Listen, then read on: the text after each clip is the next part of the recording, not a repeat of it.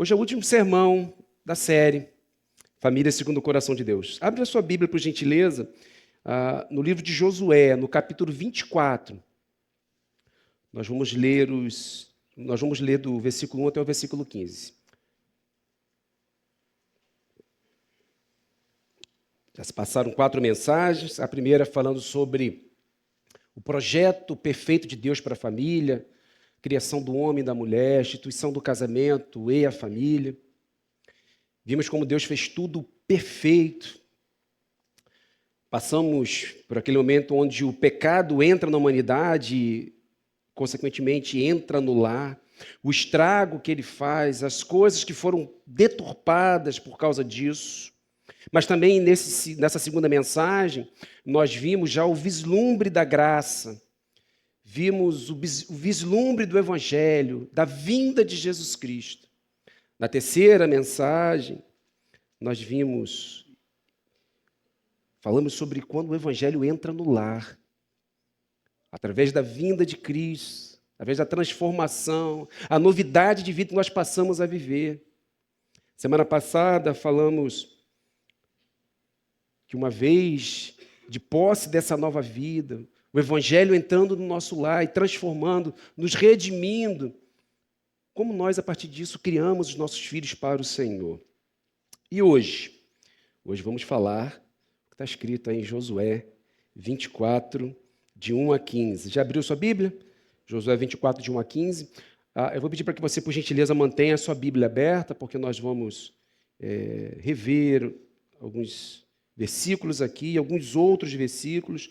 Vamos falar um pouco sobre o capítulo anterior, o capítulo que antecede o capítulo 24. Então, por gentileza, mantenha a sua Bíblia aberta. A palavra de Deus diz o seguinte: depois, Josué reuniu todas as tribos de Israel em Siquém e chamou os anciãos de Israel, os seus chefes, os seus juízes e os seus oficiais. E eles se apresentaram diante de Deus. Então Josué disse a todo o povo: assim diz o Senhor, Deus de Israel. Antigamente, os pais de vocês, incluindo Tera, pai de Abraão e de Naor, viviam do outro lado do Eufrates e serviam outros deuses. Eu, porém, trouxe Abraão, o pai de vocês, do outro lado do rio, e o fiz percorrer toda a terra de Canaã. Também multipliquei a descendência dele, lhe dei Isaque. A Isaque dei Jacó e Esaú. A Esaú dei como propriedade as montanhas de Seir, mas Jacó e seus filhos desceram para o Egito. Então enviei Moisés e Arão e castiguei o Egito com o que fiz ali. E depois tirei vocês de lá. Quando tirei os seus pais do Egito, vocês chegaram até o mar. Os egípcios perseguiram os pais de vocês com carros de guerras e cavaleiros até o Mar Vermelho. Os pais de vocês clamaram e o Senhor pôs escuridão entre vocês e os egípcios e trouxe o mar sobre eles e o mar os cobriu. Vocês viram com os seus próprios olhos o que eu fiz no Egito. Depois vocês viveram no deserto por muito tempo. Daí eu os trouxe à terra dos amorreus, que moravam do outro lado do Jordão. Eles lutaram contra vocês, mas eu os entreguei nas mãos de vocês. Vocês tomaram posse da terra deles e eu os destruí diante de vocês. Então o rei de Moabe, Balaque, filho de Zippor, se levantou e lutou contra Israel. Mandou chamar Balaão, filho de Beor, para que os amaldiçoasse. Porém, eu não quis ouvir Balaão, e ele teve de abençoar vocês, e assim eu os livrei das mãos de Balaque. Vocês atravessaram o Jordão e chegaram a Jericó. Os moradores de Jericó lutaram contra vocês, e o mesmo fizeram também os amorreus, os ferezeus, os cananeus, os heteus, os girgazeus, os heveus e os jebuseus. Porém, eu os entreguei nas mãos de vocês. Enviei vespões adiante de vocês, que os expulsaram de diante de vocês, bem como os 2 reis dos amorreus. E não foram as espadas, nem os arcos de vocês que fizeram isso.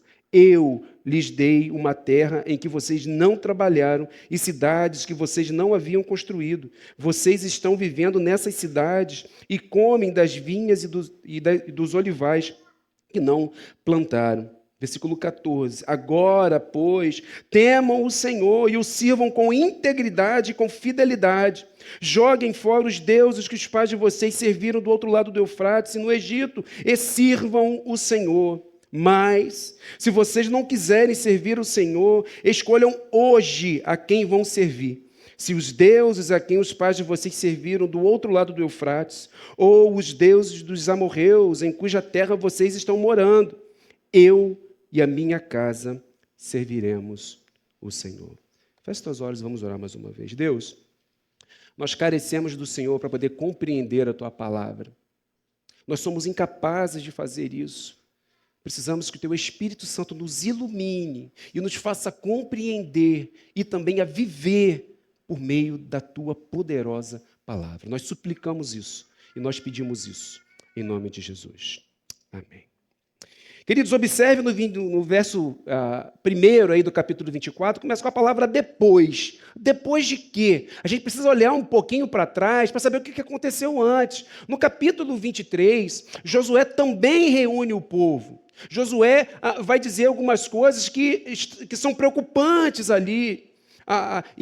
O foco principal é exatamente a adoração a outros deuses. Se você passar o seu olho aí no capítulo 23, igual ao capítulo 24, ele vai reunir todo o povo e a preocupação é, olha, não adore outros deuses. Basicamente é isso, resumindo o capítulo 23. Mas tem muita coisa que acontece aqui no capítulo 23, antes de ele entrar agora no 24. Já havia passado muito tempo desde que Deus deu descanso ao povo de Israel, ali dos seus inimigos. Agora, nessa altura do campeonato aqui, querido, Josué já está velho. Ele está perto da sua morte. Então, o que ele faz? Ele reúne novamente todo o povo. Todas as tribos, junto com todos os anciãos, os chefes, os oficiais, os juízes. Mas desta vez em Siquém. Se você observar no capítulo 23, ele reúne todo o povo, mas não diz aonde se reuniu. Diz apenas que ele chamou, convocou o povo e reuniu todo o povo ali. E disse ali várias coisas importantes para o povo. Agora ele faz a mesma coisa. E vai dizer que Deus tem um recado para dar para eles. E vai dizer que o lugar onde eles se reuniram, esse lugar se chama Siquém.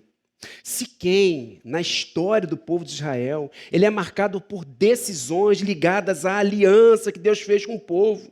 Foi ali, em Siquém, que Deus pela primeira vez prometeu a terra a Abraão, Gênesis 12. Foi ali que Jacó, juntamente com a sua família, abandonou os seus ídolos, Gênesis 35, e bem mais tarde, foi ali que o reino foi dividido, reino do norte e reino do sul. Percebam que decisões que envolviam a aliança que Deus estabeleceu com o povo, desde lá de trás. Isso aconteceu ali, a divisão do povo em 1 Reis 12, reino do norte, Israel, reino do sul, Judá. Agora, naquele mesmo lugar, Josué, ele conduz o povo a renovar a sua aliança com o Senhor.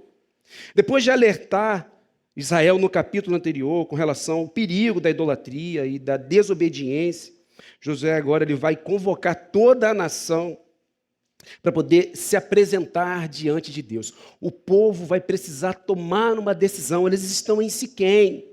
Era um momento solene, todas as tribos e todas as autoridades reunidas para poder ouvir a palavra do Senhor, para poder ouvir a voz de Deus.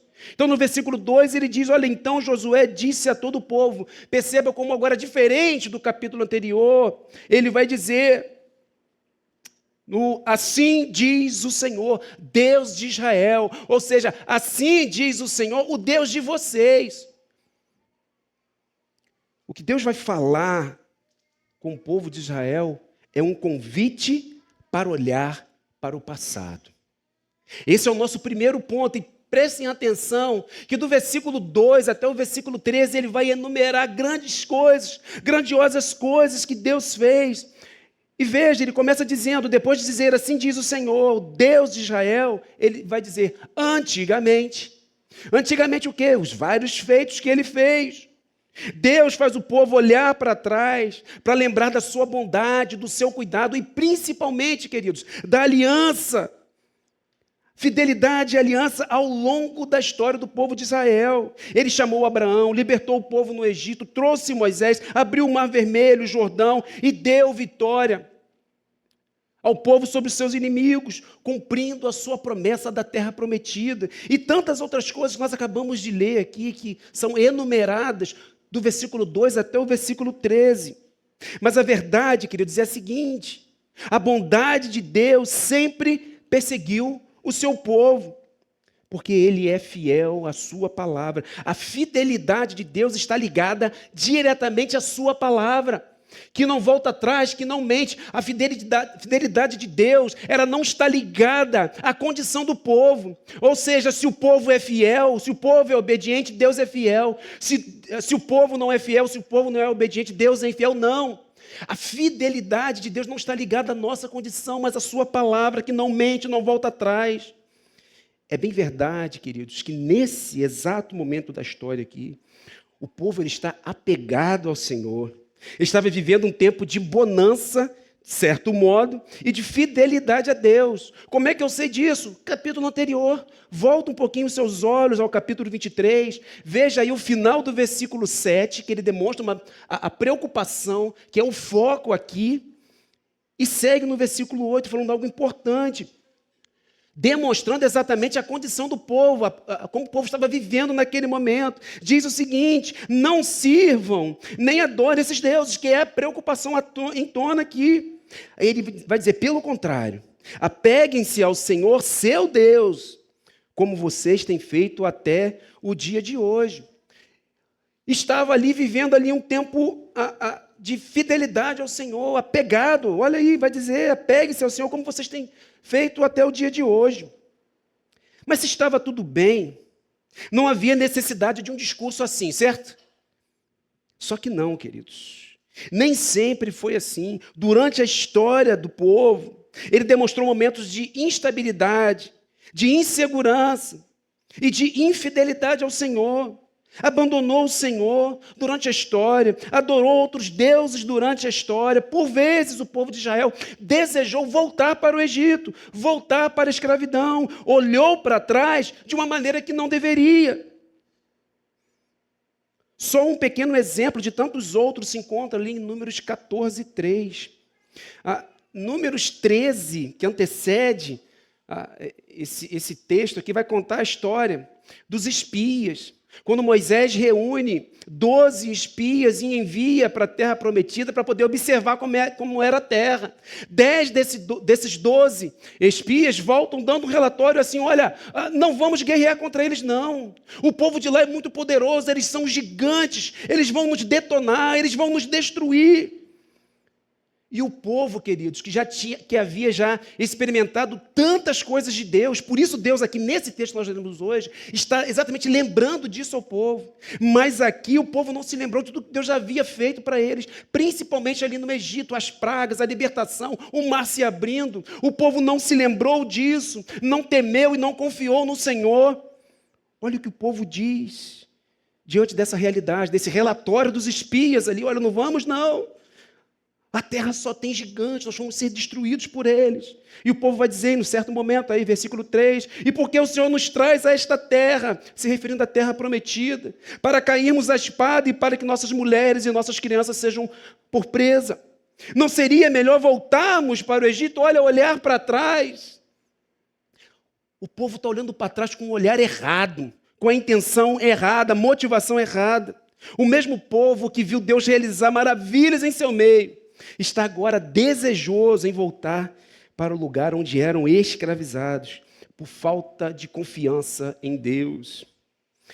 Deus sabe, queridos, que o coração do homem ele é obstinado a olhar para trás, desejando a sua antiga vida. Por isso, Deus faz o povo olhar para trás agora aqui, mas não para desejar a sua antiga vida, mas para lembrar ao povo dos seus feitos. É como se Deus estivesse dizendo, olha, antes, vocês eram um povo escravizado. Vocês eram um povo que moravam em uma terra estrangeira, uma terra que não era sua. Mas agora, vocês não são somente um povo, vocês são uma nação livre de posse da terra prometida. Olhem para os meus feitos e creiam em mim, sejam fiéis à aliança que nós estabelecemos. Queridos, o problema não está em olhar para o passado, mas olhar para o passado desejando os prazeres que me afastam do Senhor. Esse é o problema. O convite também é para nós hoje, séculos depois. Olhe para o passado e veja o que Deus já fez na sua vida. E eu pergunto, quando eu olho para trás, eu percebo quanto a bondade de Deus me perseguiu e me atraiu? É para poder refletirmos sobre isso. De alguma maneira que eu não consigo explicar, Deus me encontrou, Deus me alcançou, Ele me perseguiu, Ele me atraiu. Eu não sei como é que foi a sua história. Pode ser que você tenha nascido num lar cristão e isso transformou a sua vida. Pode ser que em algum momento da sua vida alguém no seu trabalho falou de Jesus para você. Pode ser que alguém no colégio falou de Jesus para você e você foi encontrado por essa graça. E eu não sei como isso se deu com vocês. Mas Deus persegue e atrai o seu povo para si mesmo. Às vezes não sabemos nem explicar, queridos. Porque se nós andássemos por conta própria, certamente nós iríamos em sentido contrário ao Senhor. Mas Ele teve a iniciativa de vir em nossa direção. Se dependesse de mim e de você, nós iríamos para o oposto. Mas Ele nos persegue e nos atrai. Ele nos encontra. Quando eu olho para trás, eu percebo o quanto Deus me protegeu e me guardou. E aqui eu não estou falando somente da questão física, mas do quanto Ele nos preserva nele. É o próprio Deus que nos faz perseverar em sua presença até o fim. É Ele, é a atuação do Espírito Santo dele em nossa vida que nos faz perseverar. Mesmo entre altos e baixos, às vezes que nós passamos na nossa vida, olhamos para o povo de Israel e vemos isso. Nós não somos diferentes, mas Deus sempre preservava um remanescente fiel. A história dava continuidade, Deus ia salvando o seu povo. Eu percebo o quanto Deus me protegeu, me guardou, me fez perseverar, ou me faz perseverar nele. Quando eu olho para trás, querido, eu percebo o quanto Deus me transformou. Como você era antes de Cristo mudar a sua vida? Você consegue olhar para trás e fazer essa leitura da sua vida? Você já parou para fazer o antes e o depois? A gente vê muita coisa disso na internet, né? YouTube, enfim, as redes sociais, né? O pessoal mostra o antes e o depois. Normalmente o antes e o depois é algo exterior, não é isso? Né? Você pega agora, você viram aí já o bis agora, como é que está? O antes e o depois do bis? Está pequenininho agora, né? Algo externo, não estou falando disso, estou falando de algo interior. É uma transformação de dentro para fora, nos muda quem nós somos por dentro e reflete naquilo que nós somos por fora. Você percebe o quanto Deus se transformou, querido? Olhe para a sua história e perceba o quanto Deus já fez por você. Ele te encontra, Ele te guarda, e Ele muda, e Ele transforma a sua vida. Deus está fazendo isso com o povo aqui. Olhe para trás. Eu chamei Abraão, formei um povo para ser o meu povo e eu ser o seu Deus. Eu livrei vocês do Egito. Antes do Egito, eu livrei vocês da morte por causa da fome. Mandei vocês para o Egito. Vocês se tornaram um povo, vocês sofreram. Eu livrei vocês da escravidão. Deus está enumerando todas as suas obras de poder e de graça para poder salvar o seu povo, cuidar do seu povo, perseguir o seu povo, atrair o seu povo, guardar o seu povo e transformar o seu povo. Antes de fecharmos esse primeiro ponto, eu quero identificar no texto a forma pessoal e poderosa com que Deus cuidou do seu povo, que é a mesma forma que Ele continua cuidando de mim e de você hoje. Perceba que por 9 vezes, durante todo o texto que nós lemos, Ele usa o pronome pessoal eu. Ele é a primeira pessoa do singular, Ele é o sujeito que assume todas as ações. No drama da história da redenção, queridos, é Deus quem assume o protagonismo. É Ele quem assume as ações que determinam o desfecho final da história do seu povo, mostrando o seu cuidado e a sua fidelidade à aliança. Acompanha comigo, por favor, Versículo 13, ele vai dizer, olha, eu trouxe Abraão, é o primeiro eu. Versículo 7 tem mais um. Vocês viram como seus próprios olhos o que eu fiz no Egito. Versículo 8, por 3 vezes ele usa a expressão eu. Eu os trouxe à terra. Eu os entreguei nas mãos de vocês, se referindo aos seus inimigos. Eu os destruí diante de vocês.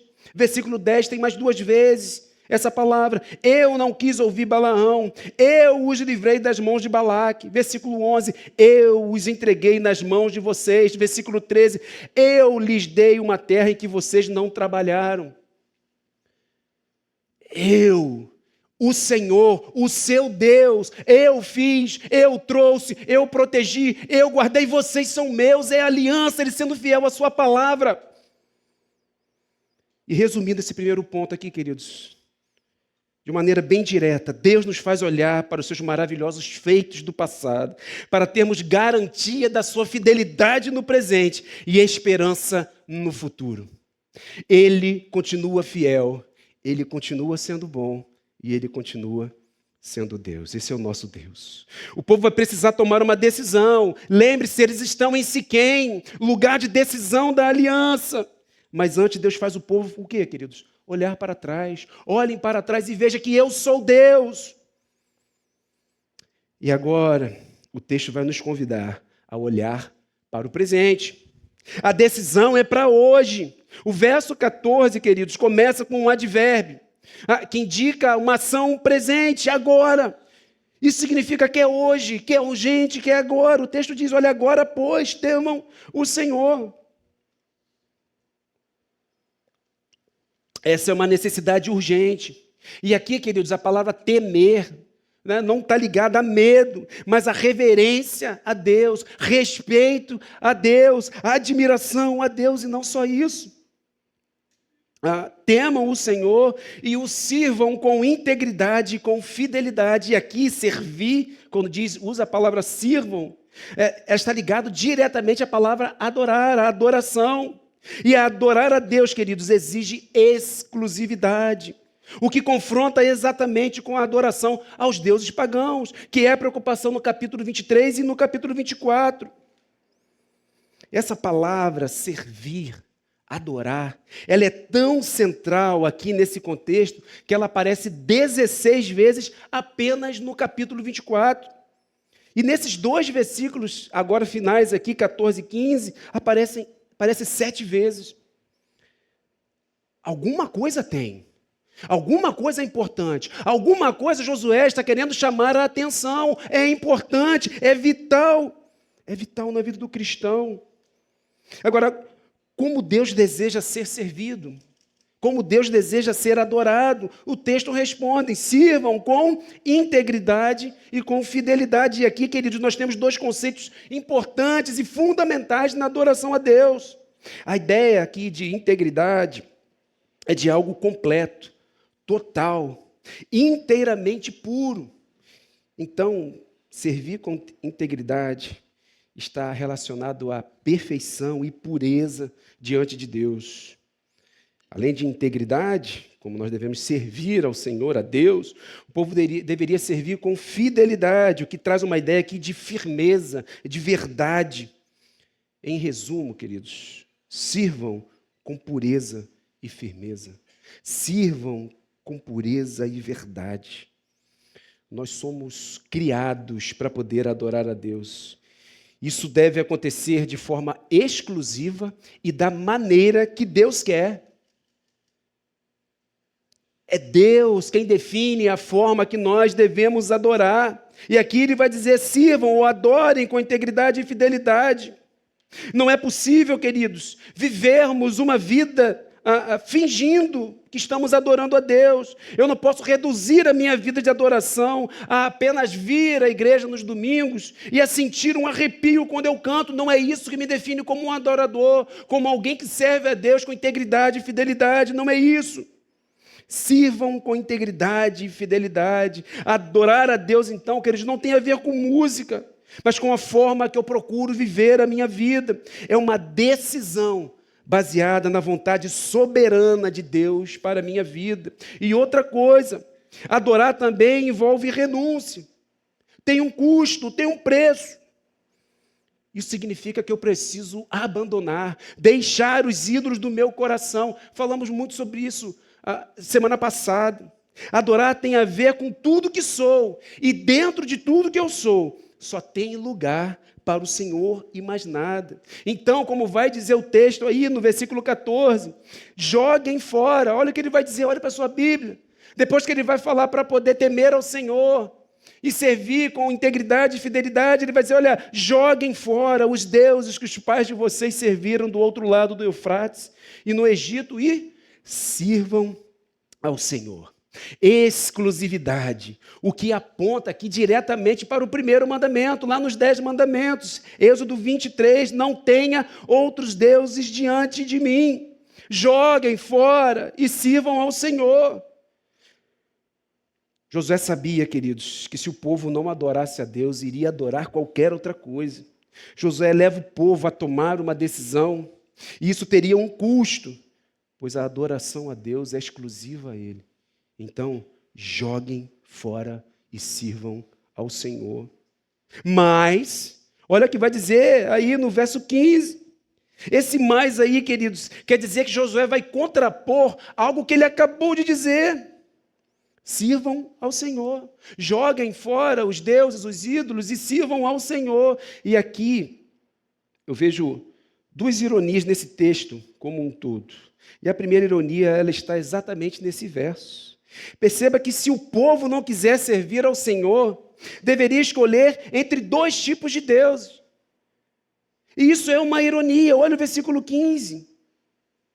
Mas se vocês não quiserem servir o Senhor, escolham hoje a quem vão servir. Escolham hoje, se quem, lugar de decisão. E em primeiro lugar, ele vai dizer, olha, se vocês vão servir os deuses a quem os pais de vocês serviram do outro lado do Eufrates, ou seja, os deuses que foram abandonados por Abraão. Porque um dia, queridos, lá em Gênesis 12, Deus chamou Abraão, ele estava no meio de um povo pagão. Havia adoração a deuses ali naquele lugar. E um dia Deus chamou Abraão, olha, Abraão, vem, sai e vai. Sai do meio da sua terra, do meio da sua parentela e vai para um lugar que eu vou te mostrar. Abraão não disse, mas eu tenho os meus deuses, eu não posso deixá-los. Não, simplesmente Abraão deixou os deuses. Que deuses são esses que são abandonados? Escolham a quem servir. Se vocês não vão servir ao Senhor. Mas se vocês não vão servir ao Senhor, escolham a quem vocês vão servir. Os deuses a quem seus pais serviram do outro lado do Eufrates, ou os deuses dos amorreus em cuja terra vocês estão morando. Deuses que foram incapazes de impedir a desapropriação do povo. Deus simplesmente chegou e os derrotou com seu poder. Por quê? São deuses falsos, não existem. E aqui está uma ironia.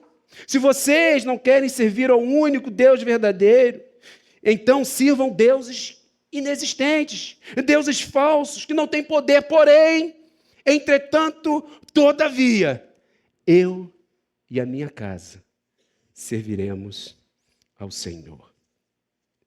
O convite aqui no texto agora, queridos, é para olharmos para o presente continuado, ou presente contínuo, como vocês quiserem escolher, porque o verbo servir está sendo conjugado no futuro, do presente e do indicativo, dando uma ideia do agora que continua acontecendo.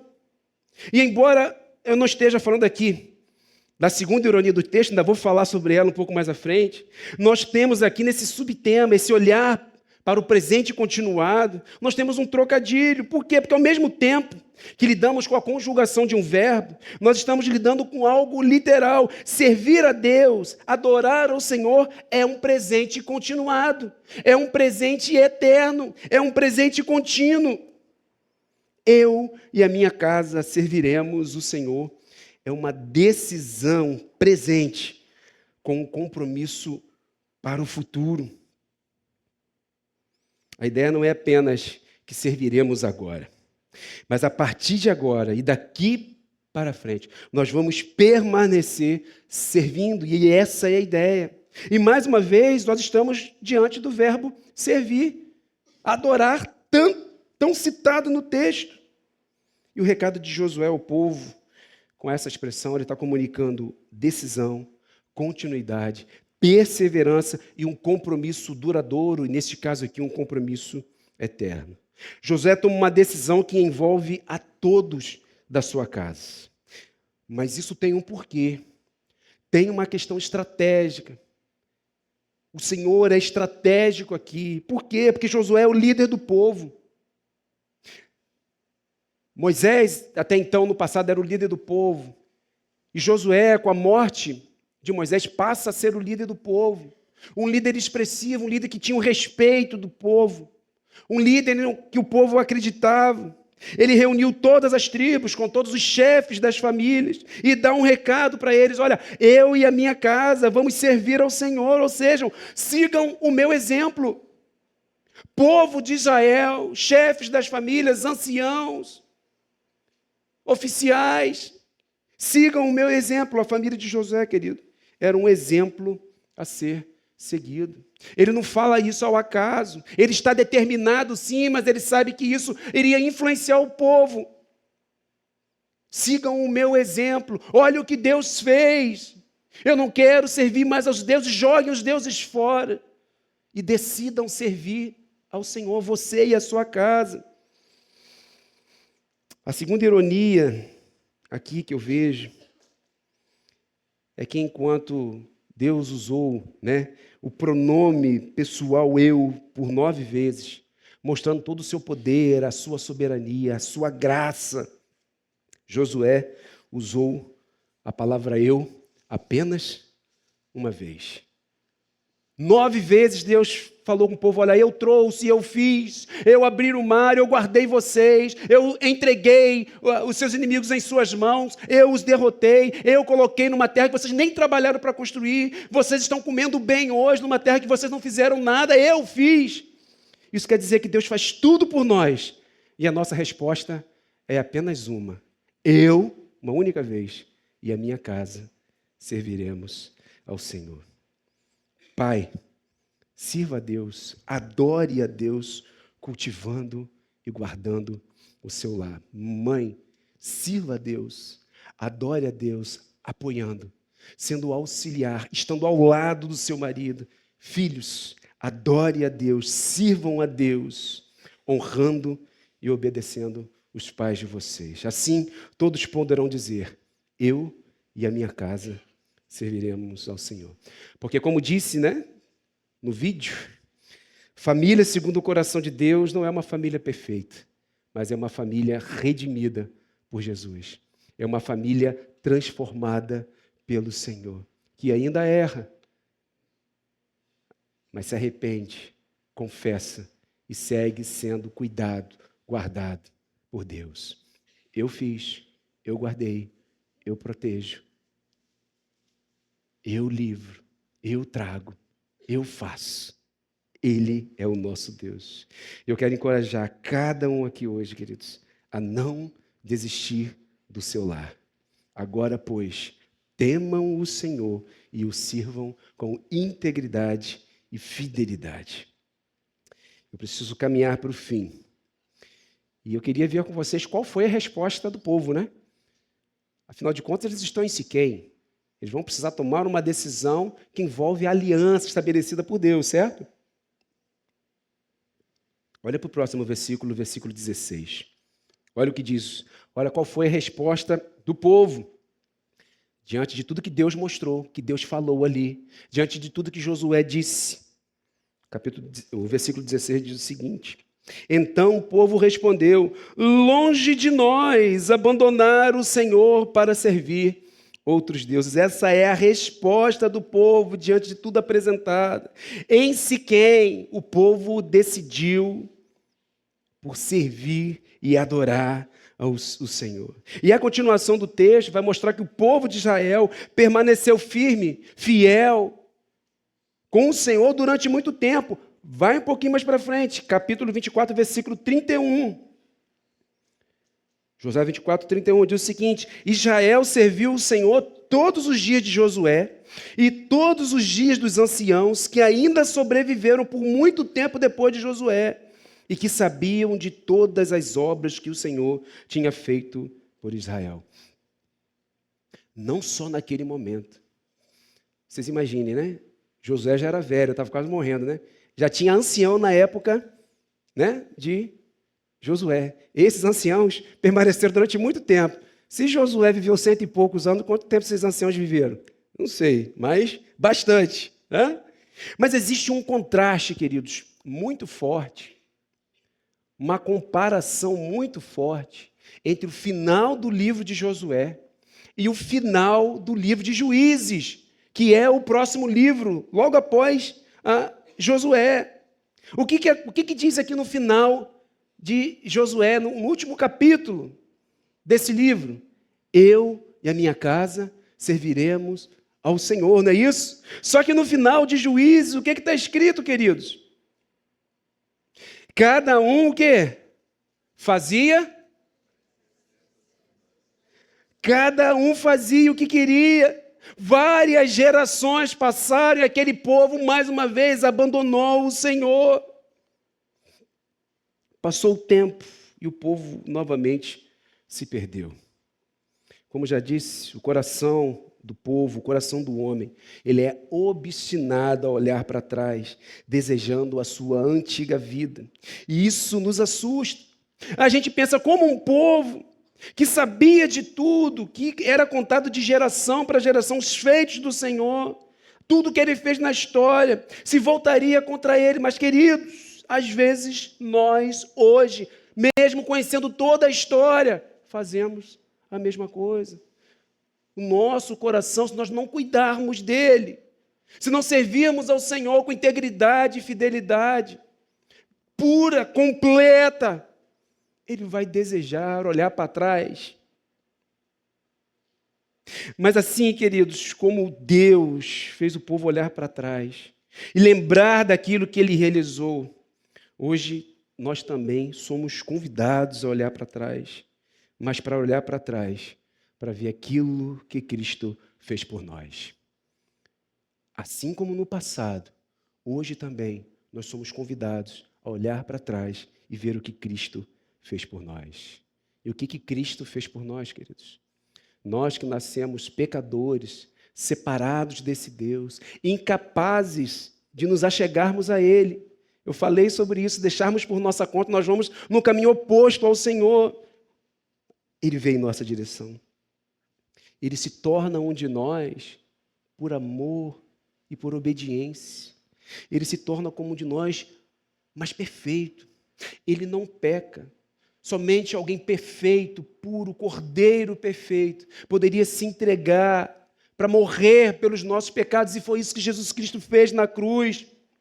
E com isso ele pagou a nossa dívida. Ele quitou a nossa dívida.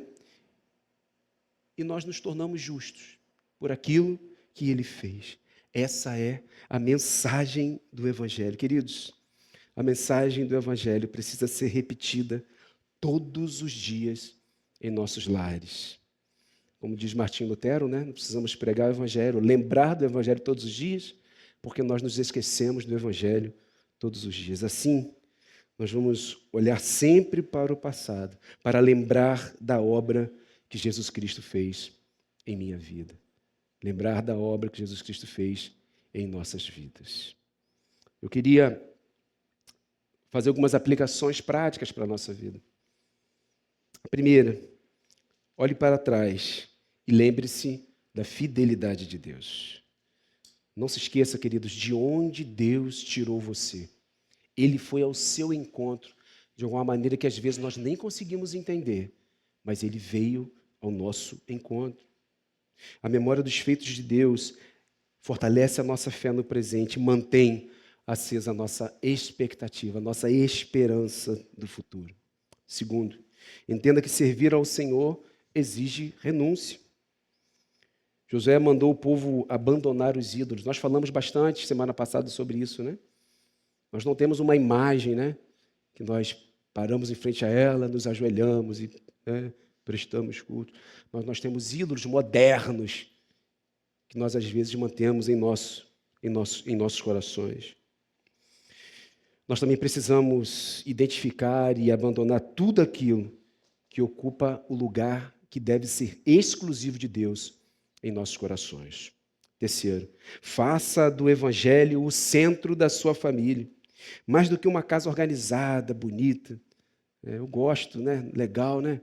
Ter uma casa legal, bonita, organizada para ambiente agradável, para poder recebermos as pessoas, mas mais do que isso, queridos.